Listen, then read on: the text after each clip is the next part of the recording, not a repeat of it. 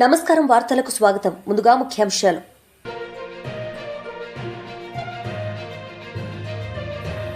NDA కూటమి super 6 సభ super hit. సభలో ప్రసంగించిన ముఖ్య నేతలు.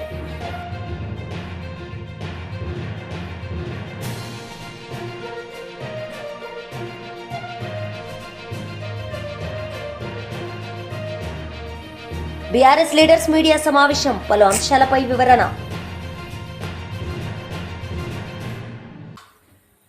ఎన్డీఏ కూటమి సూపర్ 6 సభ సూపర్ హిట్ అయింది. ఈ సభలో పలువురు ముఖ్య నేతలు మాట్లాడారు. అలాగే శాంతి భద్రతల పరిరక్షణ వ్యవహారంలో భేదాలు చూడకుండా ముందుకు వెళ్తామని శాసనసభ సాక్షిగా గౌరవ ముఖ్యమంత్రి శ్రీ నారా చంద్రబాబు నాయుడు గారు స్పష్టం చేశాం. నేను అదే మాట చెప్పాను. ఆ మాట కట్టుబడే ముందుకు వెళ్తున్నాం. శాంతి భద్రతలు ఎలాంటి ఆటంకం కలగకుండా ఉన్నప్పుడే రాష్ట్రంలో పెట్టుబడులు పరిశ్రమలు వచ్చి యువతకి ఉపాధి ఉద్యోగ అవకాశాలు లభిస్తాయి. ముఖ్యంగా మన రాయలసీమ యువతకి మీరు ఉపాధి అవకాశాలకు వేరే రాష్ట్రాలకు వెళ్లకుండా మన అనంతపురంలో, మన కర్నూలు, మన కడప, మన చిత్తూరు జిల్లాల్లో మొత్తం ఉపాధి అవకాశం పక్క రాష్ట్రాల నుంచి మనకు వచ్చేలాగా పారిశ్రామికరణ జరగాల దిశగా గౌరవ ముఖ్యమంత్రి నారా చంద్రబాబు నాయుడు గారు ఆధ్వర్యంలో, ఆయన నాయకత్వంలో ముందుకు తీసుకెళ్తున్నాం. కూటమి ప్రభుత్వం ప్రతి అడుగులోని త్రికరణ శుద్ధితో పనిచేస్తుంది. గౌరవ ప్రధానమంత్రి శ్రీ నరేంద్ర మోదీ గారి వికసిత్ భారత్ విజన్ దిశగా గౌరవ ముఖ్యమంత్రి శ్రీ నారా చంద్రబాబు నాయుడు గారి నాయకత్వంలోని కూటమి ప్రభుత్వం ముందుకు సాగుతూ 2047 నాటికి ఆంధ్రప్రదేశ్ ని దేశంలో నెంబర్ 1 రాష్ట్రంగా తీర్చిదిద్దుతామని మీ అందరికీ తెలియజేసుకుంటూ జై భారత్, జై హింద్. లక్షల మందికి ఒకేసారి 10,000 రూపాయలు ఇచ్చిన ఘనత కూటమి ప్రభుత్వాలదని మరొకసారి విజ్ఞప్తి చేస్తున్నా. నా కళ్ళతో చూశాను. ఒక తల్లి వచ్చి నాకు 7 మంది పిల్లలున్నారు, 7 మందికి 10,000, 15,000 ఇచ్చారంటే దానికంటే సంతోషం ఏముంటుంది తమ్ముళ్ళు? మీరే చెప్పమని అడుగుతున్నా. తల్లికి వందనం ఏంటి తమ్ముళ్ళు? సూపర్ హిట్ అవునా కాదా? తల్లికి వందనం చెప్పండి. ఆ తల్లికి వందనం సూపర్ హిట్ అని చెప్పాలి.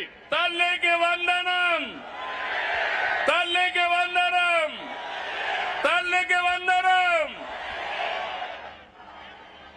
తమ్ముళ్ళు, స్త్రీ శక్తి నాడు చెప్పా, బాబే మీ బస్సుకు డ్రైవర్ అన్నాను. చెప్పినట్టుగానే ఆర్టీసీ బస్సుల్లో మహిళలకు ఉచిత ప్రయాణ సౌకర్యం కల్పించాం. ఆడబిడ్డల సంతోషమే నా సంతోషం. ఉపాధి, వైద్యం, కాలేజీ, ఆలయం, ఏ పనికైనా ఎక్కడైనా నా ఆడబిడ్డలు దర్జాగా వెళ్లొచ్చు. రాష్ట్రం మొత్తం తిరిగే స్వేచ్ఛ మీకు ఇచ్చారని మరొకసారి విజ్ఞప్తి చేస్తున్నా. మీకు ఆర్థిక వెసులుబాటు వస్తుంది, మీ గౌరవాన్ని పెంచుతుంది. ఇప్పటి వరకు 5 కోట్ల మంది ఫ్రీ బస్ ఎక్కారు. 200 కోట్ల రూపాయలు ఆదాయ పరిస్థితి వచ్చింది. ఫ్రీ బస్ జెట్ స్పీడ్ తో దూసుకుపోతా ఉంది.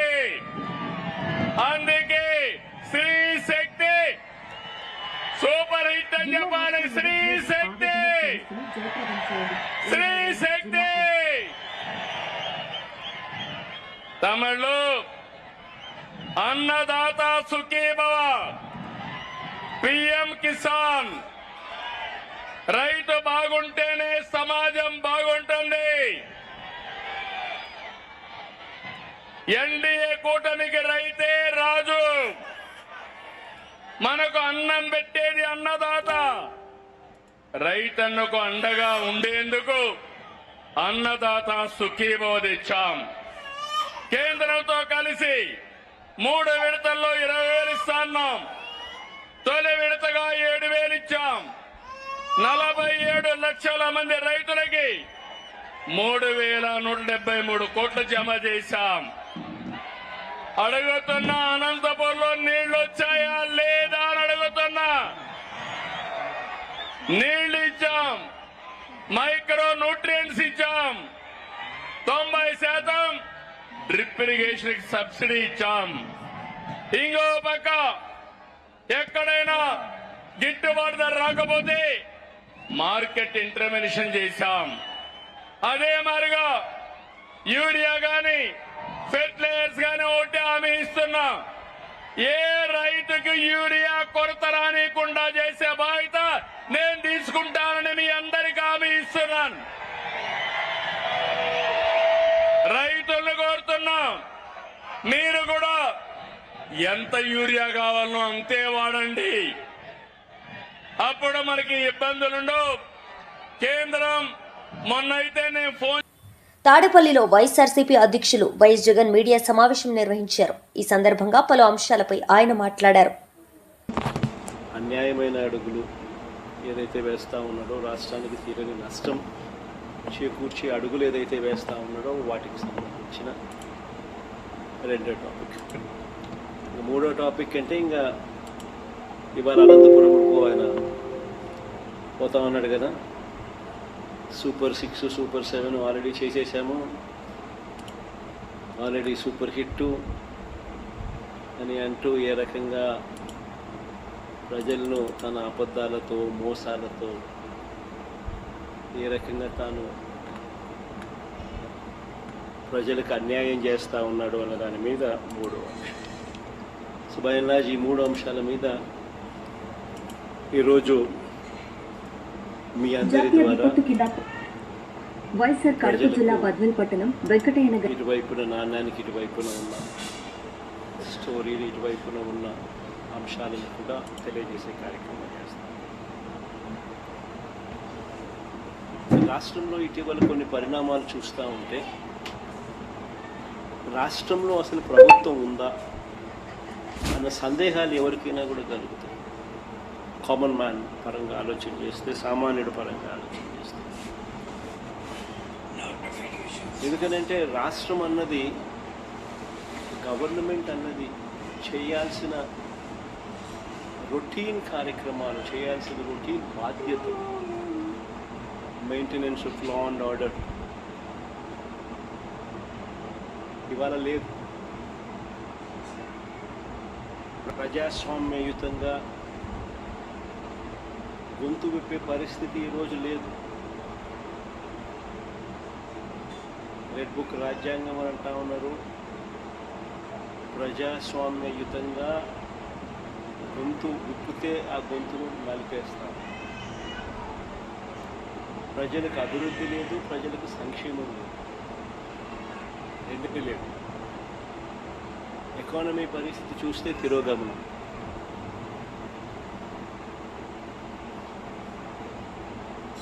దేశంతో కంపేర్ చేస్తే రాష్ట్ర ఎకానమీ తిరోగమనంలో. ప్రజలకు అందుబాటులో ఉండాల్సిన ఏ ప్రభుత్వమైనా ప్రజలకు తన కనీస ధర్మంగా అందుబాటులో ఉంచాల్సిన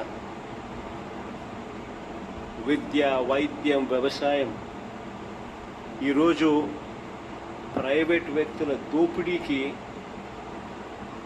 ఈరోజు మన కళ్ళ ఎదుటే గురవుతాం. ఇవన్నీ ఒక రాష్ట్ర ప్రభుత్వం కనీస బాధ్యతలు.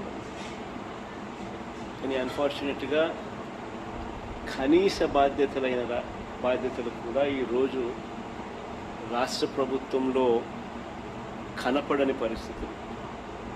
అందుకని అడుగుతా ఉన్నాం, అసలు ఈ రాష్ట్రంలో పాలన అనేది సాగుతూ ఉన్నది ప్రజల కోసం సాగుతూ ఉందా, లేకపోతే దోపిడీదారుల కోసం ఈ పాలన సాగుతూ ఉందా అన్నది నిజంగా అర్థం కాని విషయం. ఒక క్వశ్చన్ మార్క్.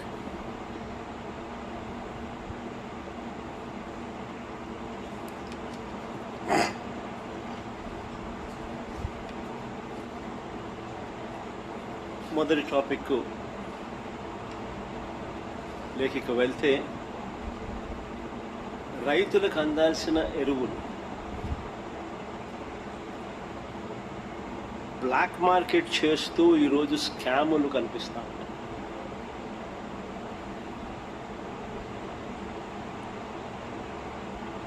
దాన్ని నిరసిస్తూ మా పార్టీకి సంబంధించిన నాయకులు, కార్యకర్తలు రైతులకు తోడుగా నిలబడుతూ రైతుల పక్షాన రైతులతో కలిసి ఆర్డీఓలకు నిన్న అర్జీ ఇచ్చే కార్యక్రమం చేశారు. ఆశ్చర్యం ఏమిటంటే రైతుల తరపున మేము చేసే ఈ కార్యక్రమం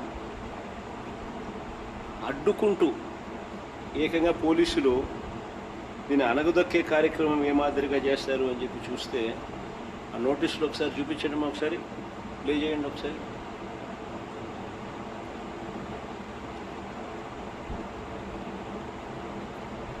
ఆ నోటీసులు ఒకసారి చూస్తే రైతు నాయకులు, మా నాయకులు, కార్యకర్తలు ఇళ్లకు అర్ధరాత్రి పోలీసులను పంపి ఇంట్లో బెదిరించి ర్యాలీలకు వస్తే కేసులు పెడతామని చెప్పి ఏకంగా నోటీసులు ఇచ్చారు.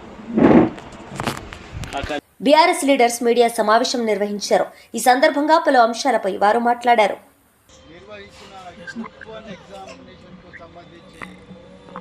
మత సామరస్యానికి ప్రతీకగా మన మత సామరస్యాన్ని వేదికపై పిలిచి ఈ గ్రూప్ 1 ఎగ్జామినేషన్ మళ్ళీ రద్దు చేసి మళ్ళీ కండక్ట్ చేయాలి అని చెప్పి ఈరోజు భారత రాష్ట్ర సమితి తరఫున మా సీనియర్ నాయకులు ఎమ్మెల్సీ శ్రీ డాక్టర్ దాసోజీ శ్రవణ్ గారి నాయకత్వంలో నేను, అదేవిధంగా బీఆర్ఎస్ నాయకులు, మిగతా సీనియర్ నాయకులు అందరూ కూడా కలిసి మరి ఈరోజు టీఎస్పీఎస్సీ, టీజీపీఎస్సీ ఆఫీస్ దగ్గర రిప్రజెంటేషన్ ఇవ్వడం జరిగింది. మరి ముందు అపాయింట్మెంట్ తీసుకున్నా కూడా మరి చైర్మన్ గారు ఎందుకో మరి లేకుండా పోయారు. మరి మేము ఈరోజు ఆ రిప్రజెంటేషన్ సెక్రటరీ గారికి ఇవ్వడం జరిగింది. నిజానికి ఈరోజు రేవంత్ రెడ్డి ప్రభుత్వం అసమర్థ పాలనకు ఇది ఒక తార్కాణం. ఈ గ్రూప్ 1 ఎగ్జామినేషన్ అనేది కేవలం సోనియా గాంధీ గారి కళ్ళల్లో ఆనందం చూడడానికి, కాంగ్రెస్ నాయకులకు లాభం చేకూర్చడానికి, వాళ్ళ క్యాండిడేట్లకు లాభం చేకూర్చడానికే ఈ హడావిడిగా ఈ జీవో 29 తీసుకొచ్చి అదేవిధంగా ఆదరాబాదరాగా ఈ ఎగ్జామ్ను తూతూ మంత్రంగా నడిపించి ఇష్టం వచ్చినట్టు కూడా ఎగ్జామినేషన్ హాల్స్ పెట్టి అదేవిధంగా క్యాండిడేట్లను ర్యాండమైజ్డ్ ప్రొసీజర్ ప్రకారం అలాట్ చేయకుండా వాళ్ళని ఇష్టం వచ్చినట్టుగా మరి అలాట్ చేసి అదేవిధంగా మూల్యాంకనంలో కూడా అన్ని తప్పులు, ఒకటో తరగతి పేపర్ దిద్దే ఉపాధ్యాయుడు కూడా తప్పులు చేయడు. కానీ అలా టీజీపీఎస్సీ అధికారులు అన్ని తప్పులు చేసి ఇలా వేలాది మంది నిరుద్యోగుల నోట్ల మట్టి కొట్టిండ్రు. ఇలా తెలంగాణ తెచ్చుకున్న తర్వాత మరి గ్రూప్ 1 ఉద్యోగాలు వచ్చి వాళ్ళందరూ కూడా మరి సర్వీసులో మంచిగా పనిచేసి ఐఏఎస్లు, ఐపీఎస్లు కానీ రిజల్ట్ పబ్లిష్ చేయండి అన్నారు. అందుకొరికి మీ తప్పులు జరిగినాయి. అదేవిధంగా కాంగ్రెస్ నాయకులు ఒక పెద్ద కుంభకోణానికి తెరదీపింది. ఇలా మీరు మీడియాలో చూస్తున్నారు, కొంతమంది పేరు చెప్పడానికి ఇష్టం లేని అభ్యర్థులు, కొంతమంది కాంగ్రెస్ నాయకులు వాళ్ళ దగ్గర నుంచి డబ్బులు అడిగినట్టుగా వాళ్ళు మీడియాలో చెప్తా ఉన్నారు. ఒక ట్రాన్స్ఫర్కే మేము కాంగ్రెస్ వల్ల 30 లక్షలు తీసుకుంటాము, మీరు గ్రూప్ 1 ఉద్యోగం కావాలంటే 3 కోట్ల రూపాయలన్నా ఇవ్వరా అని చెప్పి కాంగ్రెస్ నాయకులు నిరుద్యోగులతో బేరసారాలు చేస్తున్నట్టుగా కూడా మీడియాలో వార్తలు వస్తున్నాయి. అయ్యా రేవంత్ రెడ్డి గారు, మీరు సిబిఐ విచారణ జరపాల్సింది కాళేశ్వరం ప్రాజెక్టు మీద కాదు, జనాల పొట్ట నింపే కాళేశ్వరం ప్రాజెక్టు మీద కాదు, నిరుద్యోగుల పొట్టగొట్టే ఈ ఎగ్జామినేషన్లు ఏవైతే అవకతవకలు ఉన్నాయో టీజీపీఎస్సీ వ్యవహారం మీద సిబిఐ ఎంక్వైరీ జరపాలి. నిజానికి ఇక్కడున్న ఈ కమిషన్ చైర్మన్, ఈ కమిషన్ సభ్యులు వాళ్ళ అసమర్థులని క్లియర్ గా ఇక్కడ తెలంగాణ ప్రజలకు అర్థమైపోయింది. ఎన్ని రోజులని నిరుద్యోగులను గోసపుచ్చుకుంటారు. జాబ్ క్యాలెండర్ ఇవ్వలేదు.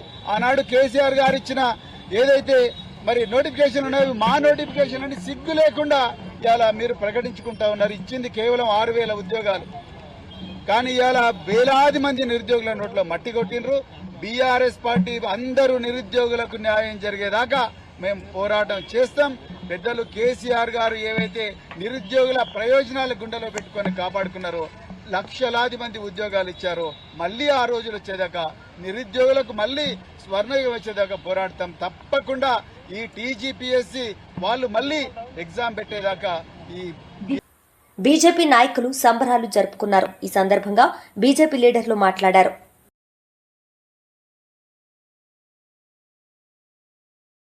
రాష్ట్రపతి ఎన్నికలలో ముఖ్యంగా సంతోషకరమైన విషయం ఏంటంటే ఈరోజు భారతదేశంలో భారతీయ జనతా పార్టీకి అధికారంలోకి వచ్చినాక నరేంద్ర మోడీ గారి నాయకత్వంలో దేశంలో బీసీలకు అత్యధిక ప్రాధాన్యత బీసీ ఎస్సీలకు ఇచ్చి అనేక ముఖ్యమైన పదవులలో ఈ సమాజంలో ఎక్కువ శాతం ఉన్న వెనుకబడిన తరగతి వారిని ప్రోత్సహిస్తుంది బీజేపీ పార్టీ.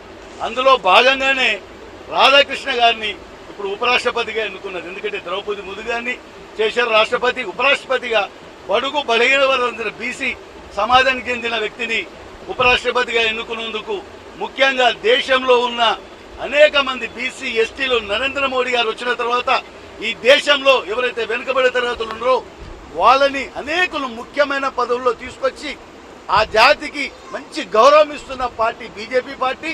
నరేంద్ర మోడీ గారు జేపీ నడ్డా గారికి కృతజ్ఞతలు చెప్పడానికి ఇవాళ ఓబీసీ మోర్చా తెలంగాణ వాళ్ళకి ధన్యవాదాలు తెలియజేసుకుంటూ మేము ఉపరాష్ట్రపతిగా బీసీ సమాజం చెందిన రాధాకృష్ణ గారిని ఎన్నికైనందుకు సంతోషం వ్యక్తం చేస్తూ ఈరోజు మేము ఆనంద చోళతో ఇక్కడ పండుగ చేసుకుంటున్నాం.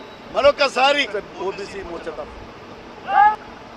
ప్రపంచంలోనే అతిపెద్ద ప్రజాస్వామ్య దేశం భారతదేశం.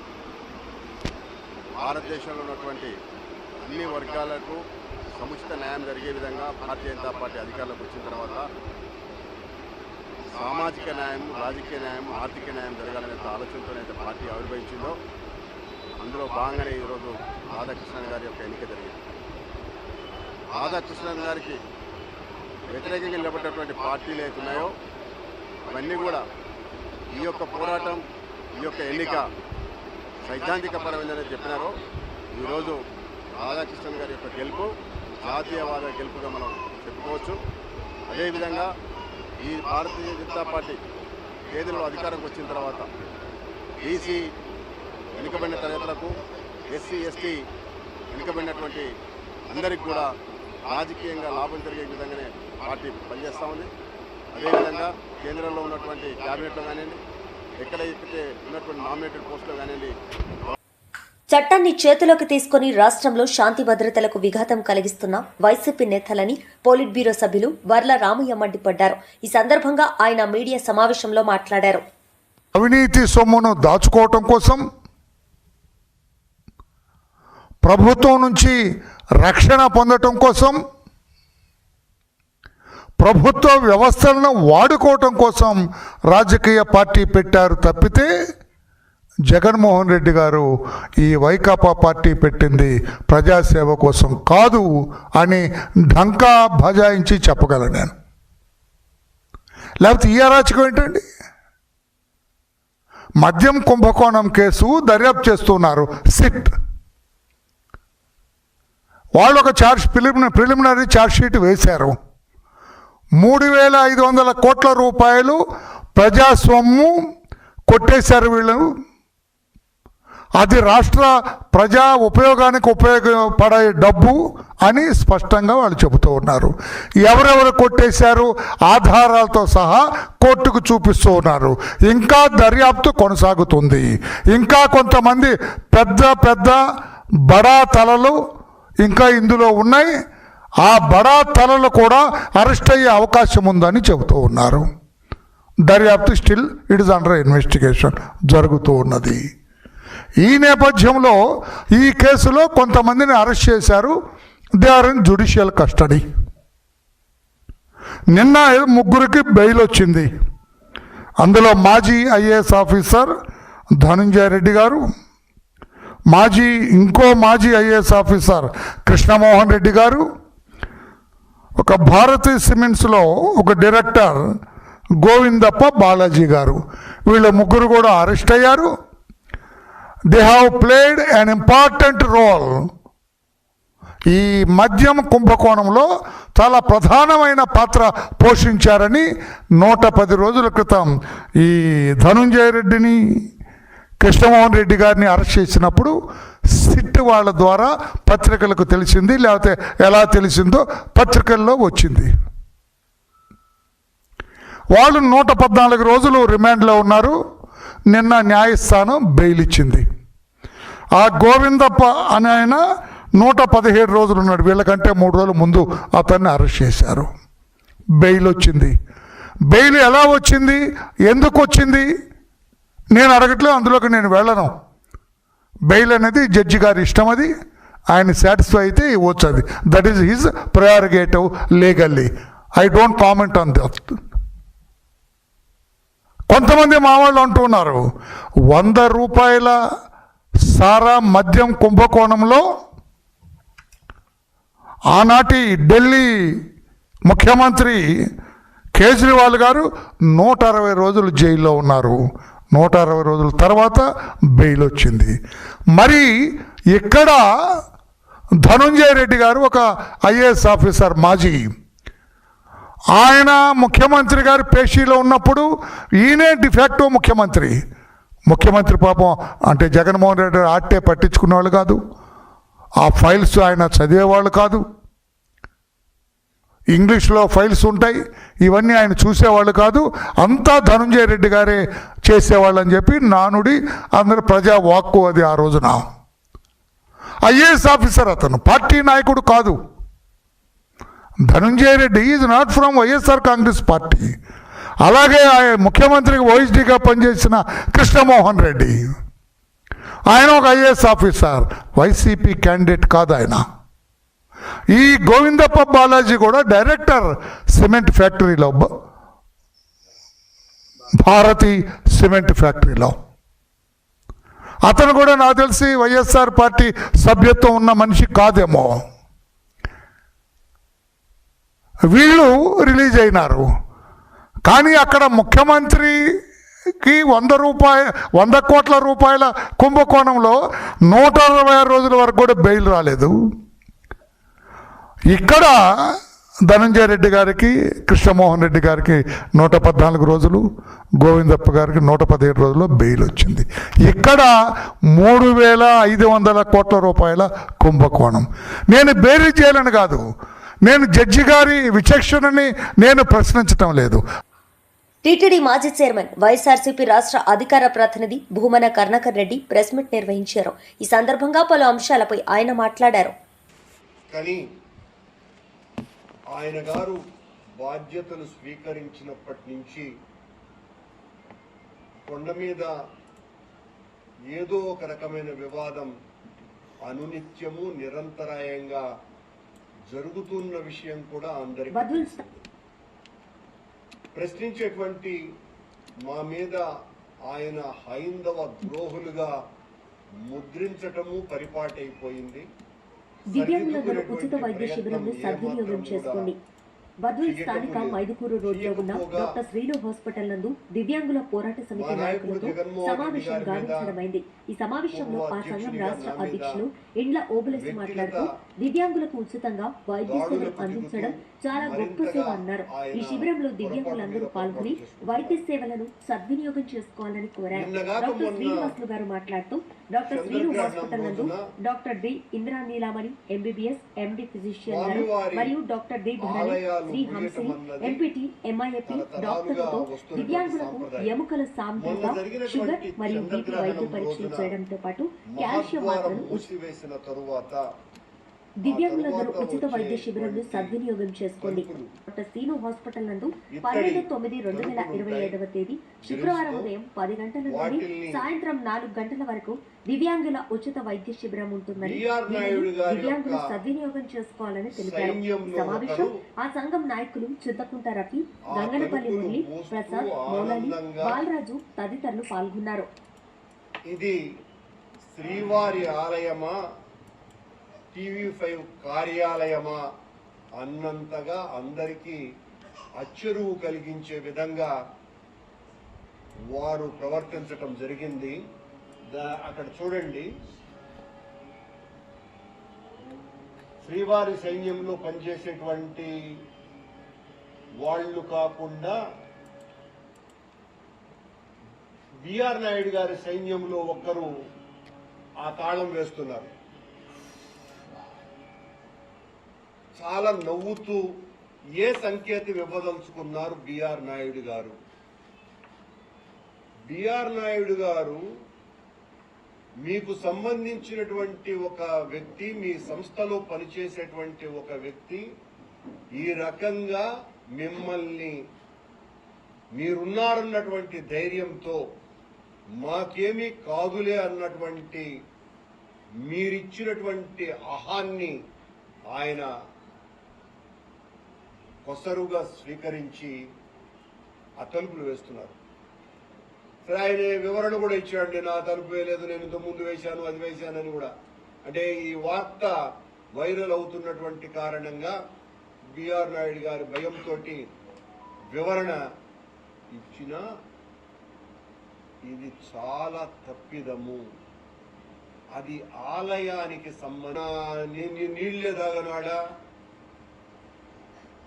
దేవుడిని నీళ్లే తాగను. సాయంత్రం చాలాసార్లు చెప్తూ ఉంటారు ఆయన, నేను వాహనం వాడను, నీళ్లు తాగను అని. మీరు నీళ్లు తాకపోవచ్చు, వాహనం వాడకపోవచ్చును, అసలు హైందవుల గుండెల మీద తన్నుతున్నారు అన్న సంగతి మర్చిపోకండి. లోపల మీ సైన్యంలో ఒక ముఖ్యుడు మీకు కావలసినటువంటి వాళ్ళకందరికీ దర్శనాలు చేయించటంలో క్యూ లైన్ లో కులశేఖరపడి యువతల మీ ముఖ్యుడు ఒకటి పేరు చెప్పడం బాగుండదు. 24 గంటలు మీతోనే ఉండేటువంటి వ్యక్తి. ఆరతి ఇవ్వండి, ఓం నమో వెంకటేశ్వరండి, కళ్ళు మూసుకోకండి అని అక్కడ ఉన్నటువంటి డిప్యూటీ ఎగ్జిక్యూటివ్ ఆఫీసరు లేకపోతే అడిషనల్ ఈఓ అనేటువంటి మాటలు అంటూ వీళ్లకు దర్శనాలు చేయించే కార్యక్రమాలు కూడా చేస్తున్నాడు అని అక్కడ ఉన్నటువంటి అధికారుల నుంచి వచ్చినటువంటి ఫిర్యాదు. ఇది మీ నిర్వాకం. మీరు ధర్మాన్ని రక్షిస్తా, సాంప్రదాయాలను పూర్తిగా పరిరక్షిస్తా, జగన్మోహన్ రెడ్డి, కరుణాకర్ రెడ్డి, సుబ్బారెడ్డి వాళ్ళంతా పరమ నీచులు అని మాట్లాడేటువంటి బిఆర్ నాయుడు గారు అతను మీ మనిషి కాదని చెప్పగలరా? అతని పేరు శ్యామ్ నాయుడు గారు. మీ టీవీ సంస్థలో కొండ మీద ప్రతినిధి. అతను మా ఉద్యోగస్తుడు కాదని మీరు బుకాయించినా కూడా ఆయన పేరుతో సహా చెప్తున్నాం. అదో ఆయన మళ్ళీ లోకేష్ గారితోనూ, ఆమె అనిత గారితోనూ, ఇంకా చాలా ముఖ్యులతో, భువనేశ్వర్ గారితోనూ, ఇలా అందరితోనూ కూడా ఫోటోలు దిగినటువంటివి కూడా ఉన్నాయి. అంటే ఆయన మీ సంస్థలో ఉద్యోగిగానే కాకుండా తెలుగుదేశం పార్టీకి సంబంధించినటువంటి కార్యకర్తగాను, నాయకుడుగా కూడా వ్యవహరిస్తున్నాడేమో అనేటువంటి అనుమానాలు వచ్చే విధంగా ఆ ఫోటోలన్నీ కూడా స్పష్టంగా కనపడుతున్నాయి. వార్తలు ముగించే ముందు ముఖ్యాంశాలు మరోసారి.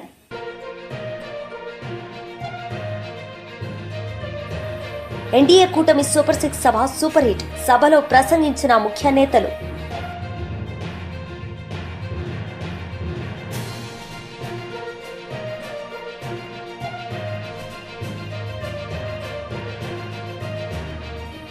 బీఆర్ఎస్ లీడర్స్ మీడియా సమావేశం, పలు అంశాలపై వివరణ.